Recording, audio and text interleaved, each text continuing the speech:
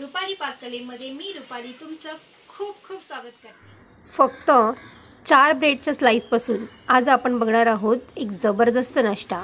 हा नाश्ता हेल्दी होण्यासाठी आपण ह्याच्यामध्ये काही भाज्या ॲड केलेल्या आहेत। ह्या नाश्त्यामध्ये मी घातलेला आहे एक सिक्रेट पदार्थ, ज्यामुळे हा नाश्ता लहानांपासून मोठ्यांपर्यंत सर्वांनाच आवडेल। हा नाश्ता इतका खास का आहे तर हा नाश्ता आपण 15 दिवस डब्यामध्ये स्टोर करून फ्रीजमध्येही ठेवू शकतो। अजिबात हा नाश्ता खराब होत नाही आणि जेव्हा आपलं मन करेल काहीतरी यम्मी खायचं तर गरमागरम आपण तळून खाऊ शकतो।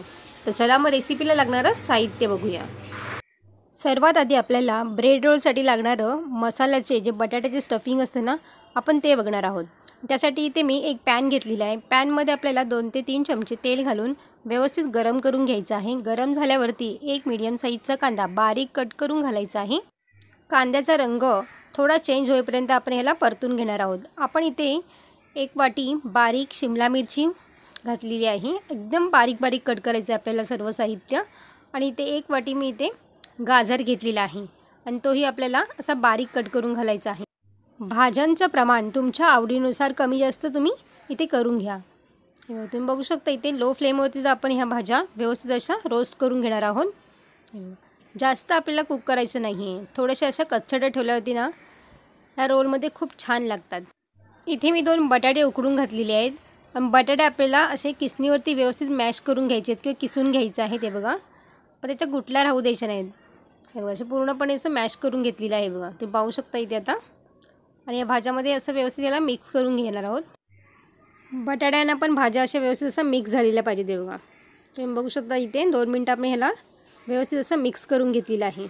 आणखीनच यम्मी होण्यासाठी इथे मी ऑर्गॅनो घातलेला आहे, किंवा तुमच्याकडे पिझ्झा मिक्स असेल ना तरी तुम्ही पिझ्झा मिक्स घातला तरीही चालेल। आणि इथे मी 1 चमचा काळी मिरी पावडर घातलेली आहे आणि चवीनुसार आपल्याला याच्यामध्ये मीठ घालायचं आहे। आणि सगळं हे व्यवस्थित असं मिक्स करून घ्यायचं आहे। 2 मिनटं ह्याला परतून घेणार आहोत आणि 2 मिनटानंतर गॅस बंद करून घ्यायचा आहे। इथे मी ब्रेडचे स्लाइस 4 घेतलेले आहेत, तुम्ही पाहू शकताय बघा। 4 ब्रेडपासूनच आपण इथे नाश्ता तयार करून घेणार आहोत। तुम्ही बघू शकता इथे आता इथे ब्रेडचे आपल्याला असे तुकडे करून घेणार आहोत, बारीक करून घेणार आहोत ब्रेड आपल्याला इथे। हा नाश्ता खायला अतिशय टेस्टी लागतो। तुम्ही बघू शकता इथे मी आता ब्रेडचे तुकडे करून घेतलेले आहेत। अर्धी वाटी आपल्याला दूध घालायचं आहे। दूध घातल्यामुळे ना आपले जे ब्रेड आहेत ना ते असे नरम होतात। हे बघा, पिठाचा गोळा कसा असतो त्याचप्रमाणे आपल्याला इथे ब्रेड हवी आहे, त्यासाठी इथे मी दूध घातलेलं आहे। आणि याला 5 मिनटं ह्याला ठेवून द्यायचं आहे असंच।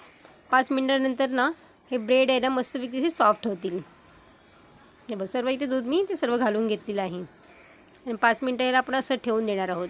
5 मिनटानंतर तुम्ही बघू शकता आता हा ब्रेड जो आहे ना तो नरम झालेला आहे आणि आपण याला मिक्स करून घ्यायचं आहे। बघा, एका पिठासारखं आपल्याला याला करून घ्यायचं आहे। आता आपण याच्यामध्ये ज्या भाज्या आपण ॲड केल्या त्या टाकणार आहोत।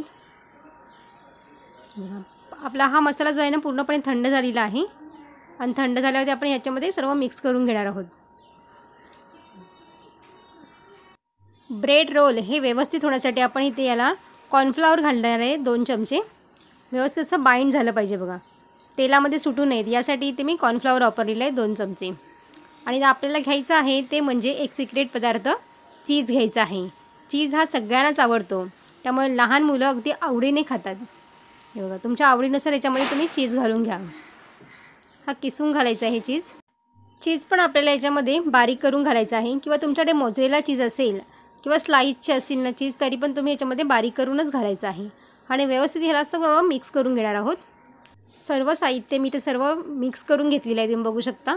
आता आपल्याला छोटासा गोळा घ्यायचा आहे आणि याचे आपण ब्रेड रोल असे करून घेणार आहोत। बघा, असं हाताने दोन्ही साईडून गोलाकार करून घ्यायचा आहे।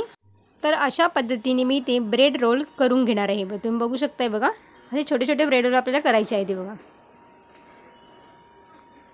तुम्ही बघू शकता इथे मी आता थोडे करून घेतलेले आहेत आणि ह्याला आपण हवाबंद डब्यामध्ये स्टोर करून 15 दिवस ठेवू शकतो बघा। आणि जेव्हा आपण मन करेल ना तेव्हा गरमागरम ह्याला तळून खाऊ शकतो बघा। हे अजिबातही खराब होत नाहीत। याला फ्रीजमध्ये ठेवायचे आहेत आपल्याला, असे स्टोर करून आपण याला फ्रीजमध्ये ठेवू शकतो। आता आपले ब्रेड रोल आपण इथे तळून घेणार आहोत। त्यासाठी इथे मी मैदा 2 चमचा घेतलेला आहे बघा। मैद्यामुळे ना हा नाश्ता आणखीनच क्रिस्पी बनतो बघा। तुमच्याकडे जर मैदा नसेल तर तुम्ही कॉर्नफ्लॉवर जरी वापरलं किंवा तांदळाचं पीठ जरी 1 चमचा वापरलं तरीही चालू शकतं। आणि याच्यामध्ये ॲड करणार आहोत आपण चिमूटभर मीठ आणि थोडंसं पाणी घालायचं आपल्याला आणि हे असं व्यवस्थित लिक्विड फॉर्ममध्ये असं करून घ्यायचं बघा. जास्त पातळही करायचं नाही आणि जास्त घट्टही करायचं नाही. बघा अशा पद्धतीने आपल्याला इथे हवा आहे. आणि मी इथे एक साईडला ब्रेडचा चुरा घेतलेला आहे बघा. आता याच्यामध्ये आपण एक एक करून मैद्याच्या बॅटरमध्ये हे घालून घेणार आहोत. असं व्यवस्थित असायला कोटिंग करून घ्यायचं आहे बघा. नंतर आपल्या ब्रेड क्रममध्ये घालून ब्रेडचा जो चुरा केलेला आहे आपण त्याच्यामध्ये घालून आपल्याला ह्याला व्यवस्थित कोट करून घेणार आहोत बघा.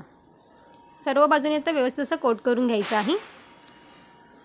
आणि एका साईडला मी इथे कढई गरम करायला ठेवलेलं आहे. तेल आपलं व्यवस्थित गरम झालेलं आहे. एक एक करून मी इथे घालून घेणार आहे. तुम्ही बघू शकता इथे आता तेल आपलं व्यवस्थित गरम झालेलं आहे. आणि गॅसची फ्लेम आपल्याला मीडियम करायची आहे. मीडियम गॅसवरतीच हे व्यवस्थित ब्रेड रोल ह्या तळून घेणार आहोत. ब्रेड रोल खायला अतिशय टेस्टी लागतो. याला तुम्ही सॉसबरोबर खाऊ शकता. खूप यम्मी लागतो. या रेसिपीला तुम्ही एकदा नक्की ट्राय करा. आणि तो कमी ब्रेडपासून बनतो त्यामुळे कधीही आपण याला बनवू शकतो आहे बघा. आणि लहान मुलांच्या टिफिनलाही आपण याला देऊ शकतो. तुम्ही बघू शकता आता इथे सर्व बाजून मी इथे तळून घेतलेलं आहे. तुम्ही बघू शकता तर मस्तपैकी आपले ब्रेड रोल इथे तयार झालेले आहेत. गॅसची फ्लेम आपल्याला बंद करून घ्यायची आणि काढून घ्यायची ते बघा. मस्त कुरकुरीत आणि क्रिस्पी बनतात. तुम्हाला हे ब्रेड रोलची रेसिपी कशी वाटली मला कमेंट्स करून सांगा. आवडल्यास लाईक करा, शेअर करा आणि माझ्या चॅनलला जर सबस्क्राईब केलं नसेल तर सबस्क्राईब करा. पुन्हा भेटू अशाच एका नवीन रेसिपीमध्ये. तोपर्यंत मस्त खा आणि स्वस्त रहा. धन्यवाद.